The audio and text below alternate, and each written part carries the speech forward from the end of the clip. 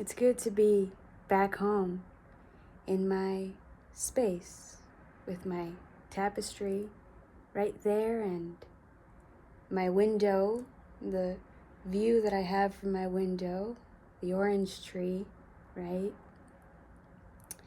And just being in my own environment, in my own comfort zone. Feels good to be back. I realized yesterday, I realized yesterday that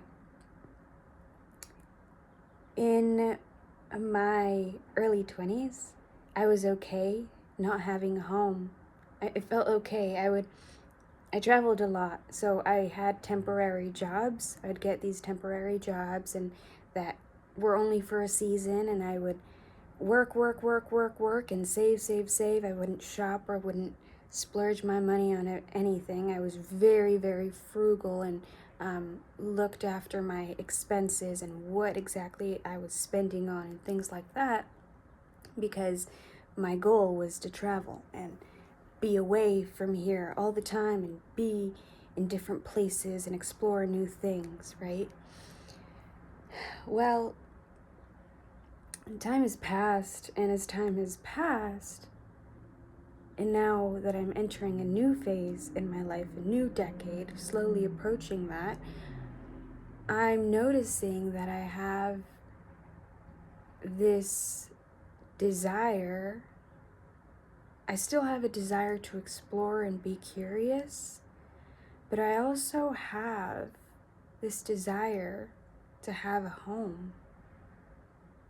Whereas before, I didn't care if I was here, if I was living here or in a different apartment or just in a different country. I didn't care about that. I didn't really, it was just an adventure to me. Everything was an adventure. But as time has passed on, I've realized that I have more and more of a yearning to maybe not settle down, but to have a home base. To know that I have a home base. Somewhere where I'm comfortable and I have the things that I have chosen, the furniture that I have chosen, my art space, my window, the view that I have from my window, the birds that come to my window and sing to me. I missed that. And I've right now that I was in Japan, I miss that. And I feel like that feeling has grown stronger as I've grown older. And I know I'm still young, but I do feel that yearning that I didn't feel before,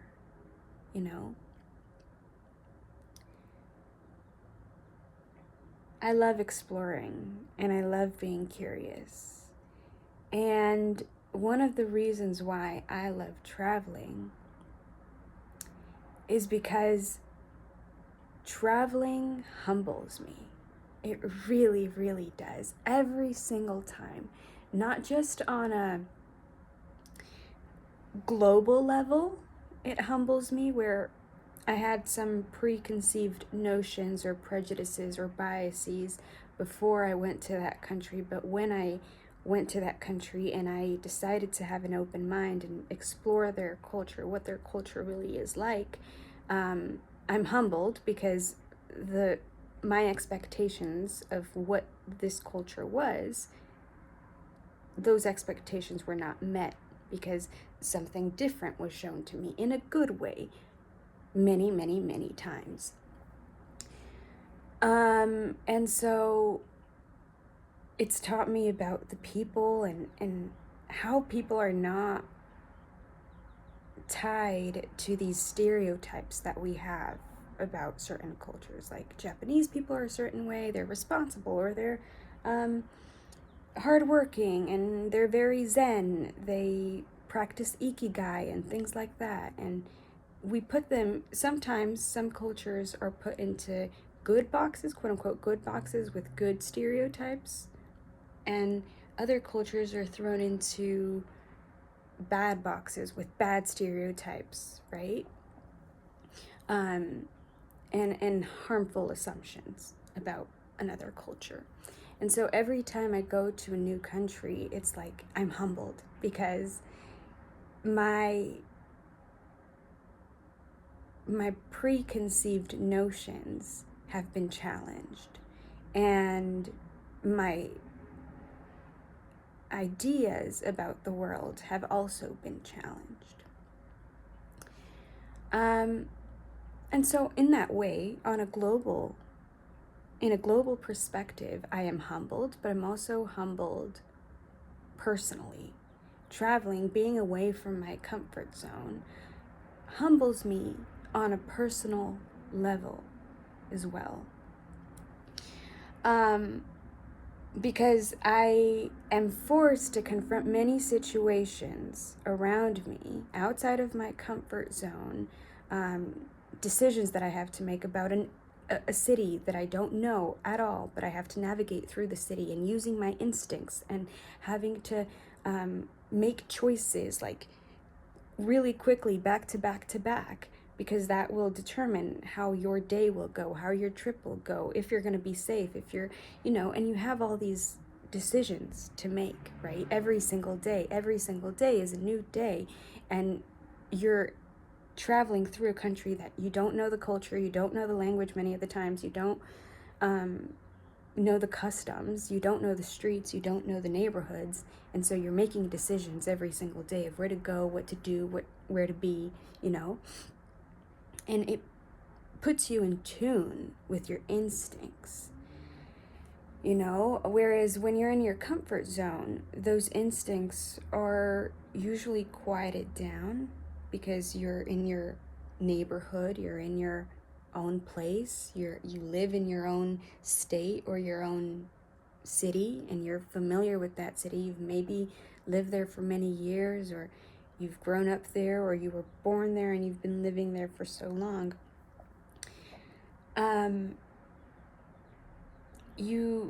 Usually those instincts get quieted because you're not making decisions that would have to put your life on the line. And when you're traveling, your life is on the line every time. You don't really think about it as much. Well, I am the kind of person that likes to think I don't have neurotic thought patterns, that I obsess with like thinking that something bad is going to happen to me. And of course, traveling has trained me to really be chill about life and not being afraid to experience suffering or experience a bad situation, because I know that first of all, I have this own internal belief that I'm being taken care of because I have experienced God in my life. And I hate to use the word God because the word God is laden with meaning, and people are going to think I'm talking about the Christian God, or maybe Buddha, or I don't know, any other gods that are out there. But really, what I'm talking about is this higher power, and I hate using that word because it's also been corrupted, but like this divinity that can't be explained, that is taking care of me no matter what. And it tears me up a bit because it's so beautiful.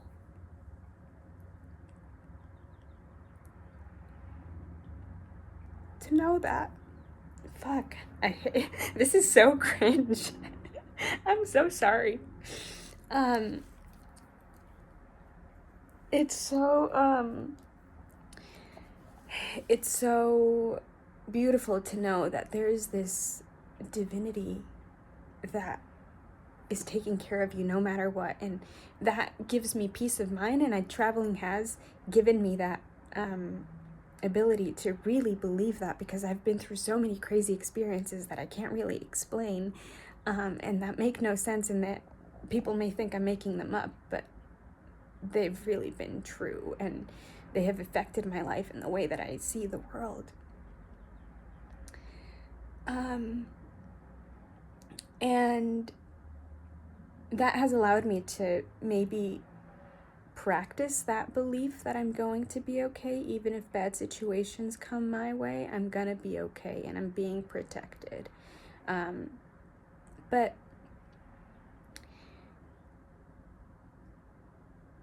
life has taught me that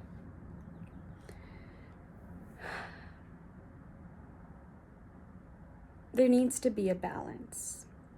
There needs to be a balance. It's important to explore and use your instincts and go out of your way and get to know God in a deeper way and meet new people that are actually gurus in your life. Meet new friends, make lifetime friends, and talk to people from different cultures, challenge your mindset. It's beautiful in that way. You need that. You need to have that curiosity, that spark. And that doesn't just have to be in traveling, right? Okay, it's not for everybody, and it shouldn't be for everybody. You know, this is why the world, what's that George Strait song? It takes all kinds to make the world go round. And so what I'm saying is, for me, keeping the spark and keeping the curiosity is going to new places, going to new countries, exploring new lands. That's the spark that keeps me curious. But for you, it may be knowledge, knowing things, learning about specific things about science or theories or mathematical problems or literature, or maybe you're really passionate about an art and you want to learn all the different ways. If you're into pottery, or you might know that there's so many different techniques and you're never really a master potter. You're always learning. And that goes for painting. You're always exploring new versions of your mind, of your psyche, what you can create, right? So for you, it may not be traveling to keep that curiosity going. It may be knowledge, the hunger for knowledge, the curiosity to know things, right? So you may read a lot, or you may go on the internet and read reputable sources, hopefully, and learn about the things that you want to know about, I don't know, the wars that have happened in the past, or why these wars, or politics, and the important people in politics back in the day and how they have influenced current politics. Maybe you're into that, and that's amazing. Keep that, or foster that. Find something that you want to explore and are curious about, and you will find that that thing that sparks your curiosity will become your passion. So for me, my passion is traveling. That's my passion. I fucking love traveling. It's exploring, and just not traveling to other countries, traveling to other places, camping in new places, going to new cities within my state, just exploring new things, traveling, just traveling, just go. It doesn't have to be a different country. It could just be a city right 10 minutes away from me, right? Or a town 10 minutes away from me. That's my passion, and that's where my curiosity is at. But for you, it may be wanting to explore scientific theories, and that sparks your curiosity, and that's what you want to explore. And so you read a whole bunch of books and listen to a whole bunch of lectures, and that's where your curiosity is at. And there you will find your passion. So life has taught me to keep that curiosity, and to continue to pursue that passion. But it has also taught me to be okay with the now. And this sounds really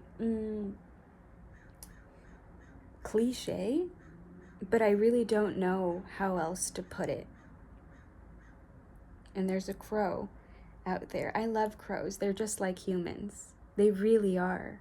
And I'm going to talk about crows in a different video. But damn, that was a tangent. I'm sorry about that. Anyway, where was I?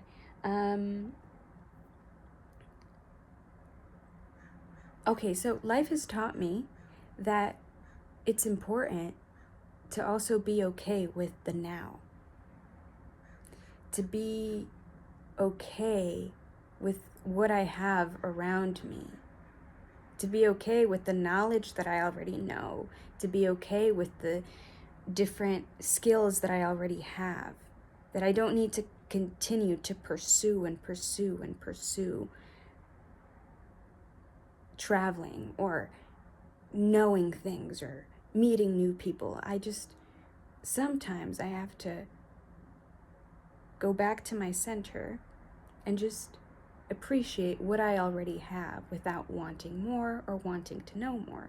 Because curiosity is the desire to know more, to explore, right?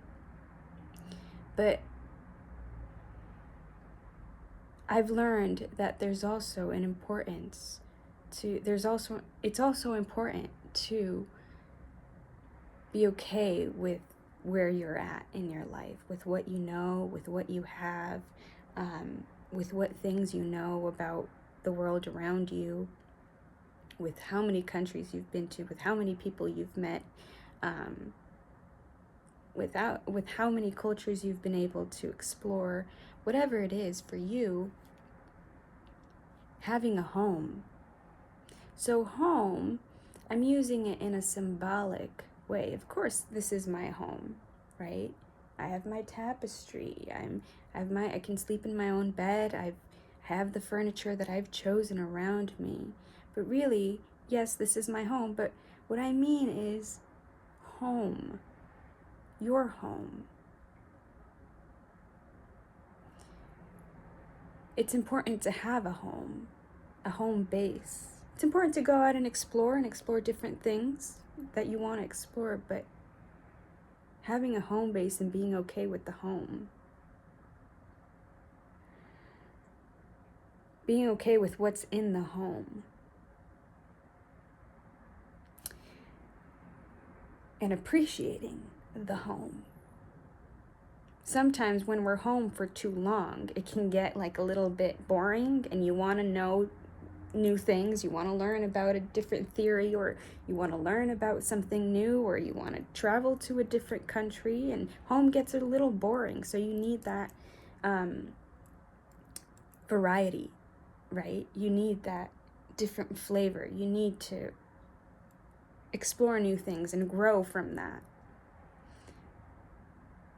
But then after being out and about and exploring and growing from that, you get kind of tired of growing, right? You get kind of tired of knowing things and constantly wanting to know and know and know and know and know. Sometimes you just want to go back home. Home where you didn't have to know things, didn't have to travel, didn't have to learn a different technique for your pottery, or learn a new painting technique, or didn't have to create or explore your psyche, or didn't have to learn any new psychology term, or didn't have to know a new scientific theory. You were just okay with where you were at in your life right now. Those are the moments that we remember who we really are. But sometimes, like I said, being home for too long can make you forget that you're home. So you need to go out and explore. And that's why exploration is so important. I hope I'm making sense. Sorry for crying. I fucking do not like that. That's fucking cringe. And I'm gonna look back at this video and I'm gonna be like, what the fuck, Megan? You're so embarrassing. But anyway, That's me.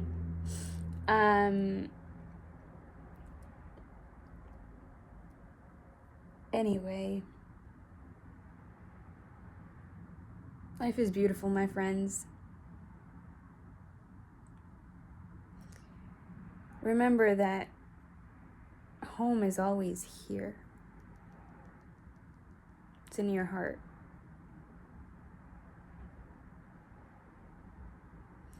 And sometimes when you don't feel like you're at home, or you feel like you don't have a home, maybe that's a sign that it's time for you to go out and explore new things, learn new things, go out, get lost, and just know about the world around you, for you to remember your home.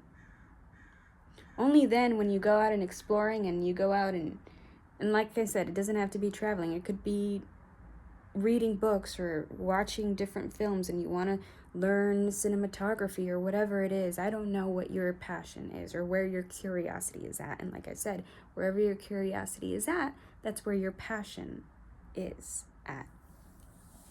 But anyway, sometimes it's important for us to try new things so we can remember our home.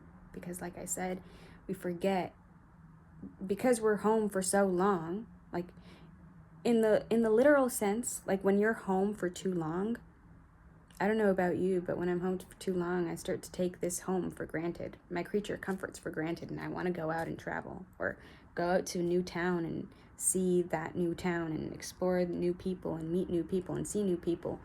And then I come back home, maybe after a day trip somewhere, and I come back home and I'm back in my own bed, and in my, I've got my favorite tea mug, and I've got my, my furniture with me, and my creature comforts, and I go back and I'm like, yes, I'm home in my own bed again. And if you feel like you don't have a home, go out and explore new things, learn new things, see what sparks your curiosity. And only then will you remember your home. I'm not talking about home, like the literal home now. I'm talking about the real home. The real home. Okay? So, I hope you have a great journey, and I'm happy we're all here searching for our home. Peace and love. Bye.